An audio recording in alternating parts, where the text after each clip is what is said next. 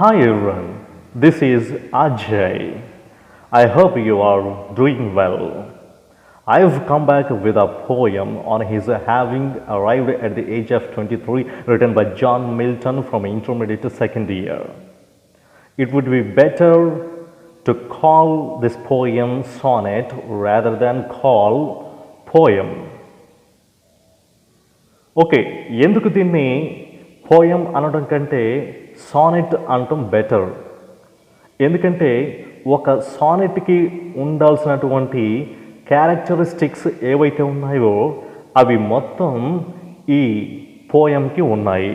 కాబట్టి మనం దీన్ని పోయం అనడం కంటే కూడా సానెట్ అంటే ఇంకా బాగుంటుంది. ఓకే, అయితే మరి సానెట్కు ఉండాల్సినటువంటి లక్షణాలు ఏంటంటే, సానెట్కి 14 లైన్స్ ఉంటాయి. 14 లైన్స్లో 8 లైన్స్ ఒక సబ్జెక్ట్ని డీల్ చేస్తూ ఉంటాయి. ఇక దాని తర్వాత ఉన్నటువంటి 6 లైన్స్ ఏవైతే ఉన్నాయో సబ్జెక్ట్ని అవాయిడ్ చేయకుండా అదే సబ్జెక్ట్లో మార్పును తీసుకొస్తుంది. అందుకనే దీన్ని సానెట్ అనాలి. ఈ పోయంలో కూడా 14 లైన్స్ ఉన్నాయి. ఈ 14 లైన్స్లో 8 లైన్స్ ఒక విషయాన్ని డీల్ చేస్తూ ఉంటుంటే మరో 6 లైన్స్ ఆ విషయం తప్పిపోకుండా అందులోంచి కాస్త మార్పును తీసుకొస్తుంది. అందుకని మనం దీన్ని సానెట్ అనాలి. ఓకేనా? మరి ఈ పోయం ఎవరు రాశారు? జాన్ మిల్టన్ గారు రాశారు. ఈయన ఒక గ్రేట్ పోయెట్. ఎలాంటి పోయెట్ అంటే గ్రేట్ పోయెట్స్ని ఇన్ఫ్లుయెన్స్ చేసిన గ్రేట్ పోయెట్. గ్రేట్ పోయెట్స్ని ఇన్ఫ్లుయెన్స్ చేసిన గ్రేట్ పోయెట్ కదా. ఇప్పుడు గ్రేట్ పోయెట్స్ ఎవరు చూసుకుంటే William Blake, William Wordsworth, John Keats. వీళ్ళు ఇంగ్లీష్ లిటరేచర్లో గ్రేట్ పోయెట్స్గా చెప్పుకోవచ్చు వీళ్ళని. మరి వీళ్ళని ఇన్ఫ్లుయెన్స్ చేసిన వ్యక్తి ఎవరంటే జాన్ మిల్టన్. మరి ఈయన కూడా గ్రేట్ పోయెటే కదా. ఓకే, మరి ఇక పోయంలోకి వెళ్దామా? ఓకే, ఇక పోయం చూసుకుంటే, on his having arrived at the age of 23. ఈ పోయంని జాన్ మిల్టన్ గారు తన మీద తను రాసుకున్నాడు. అంటే ఈ పోయం జాన్ మిల్టన్ గారికి 23 ఏజ్ వచ్చిన తర్వాత తన మీద తను రాసుకున్నటువంటి పోయం అన్నమాట ఇది. ఓకే, అంటే సానెట్. చూద్దాం మరి ఈ సానెట్లో తను ఏం చెప్పాడు. Okay, how soon has time the subtle thief of youth stole on his wing my 23 year. My hasting days fly on with full career, but my late spring no bud or blossom shout. Yeah, here. How soon has time, the subtle thief of youth, stole on his wing my 23 year. ఇక్కడ ఈ 4 లైన్స్లో first 2 లైన్స్ని చూసుకుంటే John Milton గారు టైంని దొంగ అని సంబోధిస్తాడు. ఎందుకంటే time అంట తన ఏజ్ని, తన యవ్వన ప్రాయాన్ని, తన యవ్వన దశను దోచేసుకుందంట. అది ఎలా దోచేసుకుందంటే, ఒక దొంగ ఎలాగైతే దొంగతనం చేయటానికి ఎవరికంట కనపడకుండా ఎలాగైతే వస్తాడో అలా ఇక్కడ టైము అతని కంట పడకుండా, అతనికి తెలియకుండా తన యవ్వనాన్ని దోచేసుకుందంట. అది ఎలా దోచేసుకుందంటే, ఆ టైం అంట తన యొక్క యవ్వన ప్రాయాన్ని తన రెక్కల మీద తీసేసుకుని వెళ్ళిపోయిందంట. అయితే ఈ విషయాన్ని తను గమనించలేదు. అది టైం దొంగిలించేసిన తర్వాత తను రియలైజ్ అయ్యాడు. ఏమని? తన యవ్వన ప్రాయాన్ని టైం దొంగిలించేసింది అని. ఓకే, ఈ ఫస్ట్ 2 లైన్స్ టైంని దొంగ అని సంబోధిస్తూ ఆ టైం తన యవ్వన ప్రాయాన్ని ఎలా దోచేసుకుందో చెప్పాడు. ఎట్లా? తన రెక్కల మీద మోసుకొని వెళ్ళిపోయిందంట. ఓకేనా? My Hasting days fly on with full career. My late spring narbad or blossom shout. Yeah, here ఇక్కడ జాన్ మిల్టన్ గారు చాలా బిజీగా ఉన్నాడు. అంటే ఎట్లా అంటే తన వయసును కూడా మర్చిపోయి తన పనిలో నిమగ్నమై ఉన్నాడు. అంటే ఈ బాహ్య ప్రపంచంలో ఏమి జరుగుతుందో అసలు ఏంటి మొత్తం వదిలేసి తన పని మీదే కాన్సన్ట్రేట్ చేశాడనమాట. అంటే ఫర్ ఎగ్జాంపుల్ ఇప్పుడు మీకు మీ టీచర్ ఏదైనా వర్క్ ఇచ్చారు అనుకుందాము. ఆ వర్క్ అయిపోయేంత వరకు కూడా మీరు దేని మీద కాన్సన్ట్రేట్ చేయరు. అయితే ఇప్పుడు మీ టీచరు మార్నింగ్ వర్క్ ఇచ్చి ఈవినింగ్ కల్లా చూపించాలి అని మీకు చెప్తే మీరు ఏ పని చేయకుండా ఆ పని మీదే మీ కాన్సన్ట్రేషన్ పెట్టి ఆ పని కంప్లీట్ చేస్తారు. ఆ తర్వాత టైం చూసుకుంటే ఏమవుతుంది? అరే, టైం అప్పుడే ఎంత అయిపోయిందా అని మీరే ఆశ్చర్యపోతారు. అందుకని ఇక్కడ జాన్ మిల్టన్ గారు ఏం చేశారంటే కేంబ్రిడ్జ్ యూనివర్సిటీలో తన ఎడ్యుకేషన్ కంప్లీట్ చేసే బిజీలో ఉండి తను తన సమయాన్ని మర్చిపోయాడు. ఆ సమయం గుర్తు తెచ్చుకునేసరికి తన ఏజ్ ఎంతుంది? 23 అయిపోయి 24లోకి ఎంటర్ అవ్వబోతున్నాడు. 23 అయిపోయి 24లోకి ఎంటర్ అవుతున్నాడు. అంటే 1 మంత్ కానీ 2 మంత్స్ కానీ ఉంటుంది తను 24కి రీచ్ అవటానికి. అందుకే తను అంతలా బాధపడుతున్నాడు. ఏమని? తన యవ్వన ప్రాయాన్ని టైం దొంగిలించేసింది అని. ఇంకా but my late spring no bud or blossom showeth. ఇప్పుడు ఈ సమయం, ఈ ఏజ్ ఇప్పుడు తను 23 దాటి 23 దాటి 24కి రీచ్ అవుతున్నాడు కదా. ఆ సమయంలో తను చూసుకుంటే తను సాధించింది ఏమీ లేదు, తను ఏమీ చేయలేదు. ఓకే, అందుకనే ఈ 23 ఇయర్స్లో ఈ యూత్లో తను ఏం చేశాడని చూసుకొని చాలా బాధపడుతున్నాడు. ఆ బాధని వర్ణించలేము, అంతగా బాధపడుతున్నాడు తను. ఎవరు? జాన్ మిల్టన్ గారు. సరేనండి. Perhaps my semblance might deceive the truth that I to manhood am arrived so near, and inward ripeness doth much less appear, that some more timely happy spirits endureth. Perhaps my semblance might deceive the truth that I to manhood am arrived so near. ఇక్కడ ఈ తన physical appearance ఏదైతే ఉందో, అంటే బాహ్యంగా కనిపించేటటువంటి ఆకారం ఏదైతే ఉందో అదంతా చూసే జనాన్ని మోసం చేయవచ్చంట. ఎందుకంటే ఇప్పుడు తను మ్యాన్హుడ్కి రీచ్ అవుతున్నాడు. అంటే 23 ఏజ్ నుండి 24కి రీచ్ అవుతున్నాడు. సో అయితే ఇతను 24 ఏజ్ ఉన్న వ్యక్తిలా లేడంట, చాలా యంగ్గా ఉన్నాడంట. అందుకని అంటున్నాడు ఇతని ఫిజికల్ అపియరెన్స్ ఏదైతే ఉందో అది కూడా మోసం చేస్తుందేమో. అయితే లోపల మాత్రం నా ఏజ్ ఎంత ఉంది? 23 దాటుకొని 24లోకి ఎంటర్ అవ్వబోతున్నాను, 24కి రీచ్ అవుతున్నాను అని చెప్పేసి ఇక్కడ తను అంటున్నాడు. ఎవరు? జాన్ మిల్టన్ గారు. Next, and inward ripeness doth much less appear, that some more timely happy spirits endures. ఇక్కడ మరి ఈయన 23 ఏజ్ దాటుకొని 24లోకి రీచ్ అవుతున్నాడు కదా.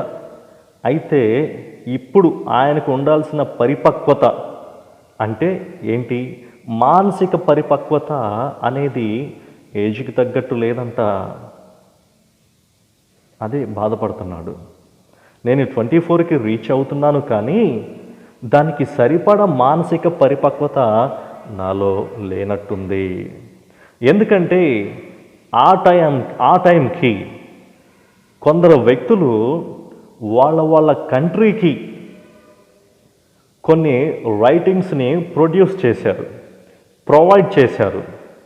ఏది 23 ఏజ్కి ముందుగానే. ఈయన మాత్రం ఎలాంటి రైటింగ్స్ని ప్రొవైడ్ చేయలేదు వాళ్ళ కంట్రీకి. అందుకనే తను చాలా బాధపడుతున్నాడు. ఇప్పుడు for example 8th class students నుండి ఏ అనే స్టూడెంట్ని, 9th క్లాస్ నుండి బి అనే స్టూడెంట్ని, ఇద్దరిని తీసుకుందాము. ఇద్దరికి స్వచ్ఛ భారత్ మీద ఎస్సే రైటింగ్ కాంపిటీషన్ పెడితే 8th క్లాస్ స్టూడెంట్ సూపర్గా ప్రజెంట్ చేస్తాడు. 9th క్లాస్ స్టూడెంట్ తను అంతగా ప్రజెంట్ చేయలేకపోతాడు. అంటే ఇక్కడ ఏంటి, ఇక్కడ 8th క్లాస్ స్టూడెంట్కి ఉండాల్సిన 8th క్లాస్ స్టూడెంట్కి మెచ్యూరిటీ లెవెల్స్ హై రేంజ్లో ఉన్నాయి. 9th క్లాస్ స్టూడెంట్కి 8th క్లాస్ స్టూడెంట్కి ఉండాల్సినంత మెచ్యూరిటీ రాలేదు. ఆ 8th క్లాస్ స్టూడెంట్ని ఈ 9th క్లాస్ స్టూడెంట్ రీచ్ అవ్వలేకపోయాడు. ఏది, తను ఏజ్లో పెద్ద అయినప్పటికీ 9th క్లాస్ స్టూడెంట్ సరిగా ప్రజెంట్ చేయలేకపోయాడు. అలాగే ఇక్కడ జాన్ మిల్టన్ గారు కూడా తను రైటింగ్ని ప్రొవైడ్ చేయలేకపోయాడంట. అందుకనే తను ఎంతగానో బాధపడుతున్నాడు ఇక్కడ. ఓకేనండి. సో ఇక్కడ ఈ 8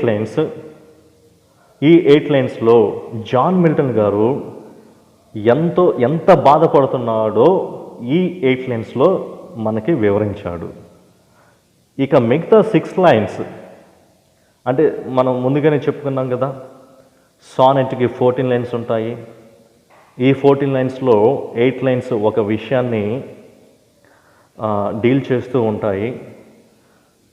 మిగతా 6 లైన్స్ ఏవైతే ఉన్నాయో ఆ విషయం పక్కకు పోకుండా ఆ సబ్జెక్ట్లోనే కొంచెం మార్పును తీసుకొస్తాయని మనం ముందుగానే చెప్పుకున్నాం. కాబట్టి ఇక్కడ కూడా ఈ 8 లైన్స్ జాన్ మిల్టన్ గారు చాలా బాధపడతాడు. ఎందుకంటే తన యవ్వన ప్రాయాన్ని టైం దోచేసుకుంది. అలాగే తను ఏ రైటింగ్ని తన దేశానికి ప్రొవైడ్ చేయలేదు అని. అంటే ఇప్పుడు ఫర్ ఎగ్జాంపుల్ మన భారతదేశానికి చూసుకుంటే మనకి కొన్ని రైటింగ్స్ ఉన్నాయి. రామాయణ మహాభారతం అనే రైటింగ్స్ ఉన్నాయి. అట్లాగే జాన్ మిల్టన్ గారు కూడా తన దేశానికి, తన దేశ ప్రజలకి చదువుకోవటానికి, వాళ్ళకంటూ ఒక గుర్తింపు తెచ్చుకోవటానికి ఒక రైటింగ్ని ఇవ్వలేకపోయాడు. అందుకనే తను అంతగా బాధపడుతున్నాడు. ఓకేనండి. ఇప్పుడు మిగతా 6 లైన్స్ చూద్దాం. Yet be it less or more, or soon or slow, it shall be still in strictest measure even to that same lot, however mean or high. ఇక్కడ తను ఏం చెప్తున్నాడంటే, ఫస్ట్ 8 లైన్స్లో ఎంతగానో బాధపడ్డాడు కదా. ఇప్పుడు తనేం చేస్తున్నాడంటే, తనకి అంత పరిపక్వత రాకపోవటానికి కారణం చెబుతున్నాడు. అంటే ఏంటి అంటే, రైటింగ్స్ని ప్రొవైడ్ చేసే అంత పరిపక్వత లేదు కదా, దానికి కారణాన్ని చెప్పుకుంటూ తనను తాను సముదాయించుకుంటున్నాడు. ఎట్లా అంటే, అవునండి, నాకున్నటువంటి ఆ పరిజ్ఞానం, ఏ పరిజ్ఞానం, రైటింగ్ని ప్రొవైడ్ చేసేటటువంటి పరిజ్ఞానం తక్కువగా ఉండొచ్చు లేదా ఎక్కువగా ఉండొచ్చు, త్వరగానైనా రావచ్చు లేదా నెమ్మదిగానైనా రావచ్చు. It shall be still in strictest measure even to that same lot, however mean or high. అయితే ఇది ఇంకా ఇంకా చెప్పాలంటే ఆ, ఎవరైతే ఇప్పటి వరకు వాళ్ళ కంట్రీకి రైటింగ్స్ని రాశారో రైటింగ్స్ని ప్రొవైడ్ చేశారో వాళ్ళకంటే కూడా అధికంగానైనా జ్ఞానం రావచ్చు రావచ్చు. అయితే ఆ టైం వరకు వెయిట్ చేయాలి. అంటే ఇక్కడ ఏంటంటే ఆ, దేవుడు తనకు ఆ టైంలో తనకి అంత పరిపక్వత ఇవ్వలేదని తనను సముదాయించుకుంటున్నాడు. అంటే ఇక్కడ ఏంటంటే జాన్ మిల్టన్ గారు పూర్తిగా గాడ్ మీద డిపెండ్ అయ్యాడు. అంతే కదా, ఇప్పుడు తను రాయలేదంటే ఇంకా దేవుని దయ నా మీద లేదేమో, ఇస్తారులే అన్నట్లు మాట్లాడుతున్నారు. Toward which time leads me, and the will of heaven all is, if I have grace to use it so, as ever in my great task master's eye. ఇక్కడ దేవుని కృప, దేవుని దయ కనుక నా మీద ఉంటే నన్ను ఆ సమయం నన్ను అక్కడికి తీసుకెళ్తుంది. ఎక్కడికి? బాగా రాసే ఆ యొక్క ప్రతిభ, ఆ ప్రతిభ టైమే నాకు ఇస్తుంది. ఎప్పుడు? దేవుని యొక్క కృపలో, దేవుని యొక్క దయలో, దేవుని యొక్క నీడలో, ఆయన అనుగ్రహం, పక్కగా చెప్పాలంటే దేవుని యొక్క అనుగ్రహం గనక నా మీద ఉంటే నన్ను సమయం అంత స్థాయికి తీసుకెళ్తుంది, ఖచ్చితంగా వస్తుంది. ఎప్పుడు? దేవుని కన్సందుల్లో దేవుని దయ, దేవుని ప్రణాళిక, దేవుని చిత్తం, దేవుని కృప, ఆయన ఆ దేవుని యొక్క కృప ఏవైతే ఉన్నాయో, అంటే క్రిస్టియన్ లాంగ్వేజ్లో చూసుకుంటే ఈ మాటలన్నీ వస్తాయి. ఇవి ఏవైతే ఉన్నాయో తన మీద, ఎవరి మీద? జాన్ మిల్టన్ గారి మీద ఇవి గనక ఉంటే, దేవుని కనుసందల్లో ఆయన గనక ఉంటే ఖచ్చితంగా ఆయనకి దేవుడు ఇవన్నీ ఇస్తాడు. ఈ ఇచ్చిన ఈ పరిపక్వతని జాన్ మిల్టన్ గారు దేవుడికే అంకితం చేయాలనుకుంటారు ఇక్కడ. ఎందుకంటే ఇక్కడ జాన్ మిల్టన్ గారు ఎలా మాట్లాడుతున్నారంటే, మనల్ని దేవుడు పుట్టించాడు కాబట్టి మన జీవితాన్ని దేవునికే అంకితం చేయాలి, దేవునికి తప్ప మరి దేనికి అంకితం చేయకూడదు, దేవునికి ఫస్ట్ ప్రయారిటీ ఇవ్వాలి అన్నట్టు మాట్లాడుతున్నారు. అంటే ఇక్కడ ఏంటంటే దేవుడు గనక తనకి అంతటి పరిజ్ఞానం ఇస్తే తను మొట్టమొదటిగా రాయాల్సింది ఏంటంటే దేవుడికి సంబంధించిన రైటింగ్ ఏదైనా ప్రొవైడ్ చేయాలనుకుంటాడు. కాబట్టి ఇక్కడ ఈ 6 లైన్స్లో ఫస్ట్ 8 లైన్స్లో బాగా బాధపడ్డప్పటికీ 6 లైన్స్లో మాత్రం తను దేవుని మీద డిపెండ్ అయ్యి దేవుడికి తెలుసు ఎప్పుడు ఏది ఇవ్వాలో, కాబట్టి నేనే ఇంత బాధపడాల్సిన అవసరం లేదు అని తనను తాను సముదాయించుకుంటాడు. అదండి మరి. అయితే మనం ఒకటి గుర్తుపెట్టుకోవాలి, మనం ఏం చేస్తున్నా మన టైంని మాత్రం మర్చిపోకూడదు. మర్చిపోయామా మనం జాన్ మిల్టన్ గారిలాగే బాధపడాల్సి వస్తుంది కదా. మరి మనం చేయకుండా మన ఫ్రెండ్స్ ఏదైనా అచీవ్మెంట్ సాధిస్తే మనకు బాధే కదా. ఎందుకంటే తను టైంని సద్వినియోగం చేసుకున్నాడు, అది మనం చేసుకోలేకపోతే మనం ఒకనాటికి జాన్ మిల్టన్ గారిలాగే బాధపడాల్సి వస్తుంది. కాబట్టి మనం ఇక్కడ టైంకి ఎక్కువ ప్రిఫరెన్స్, ఎక్కువ ఇంపార్టెన్స్ ఇవ్వాలి. Thank you very much.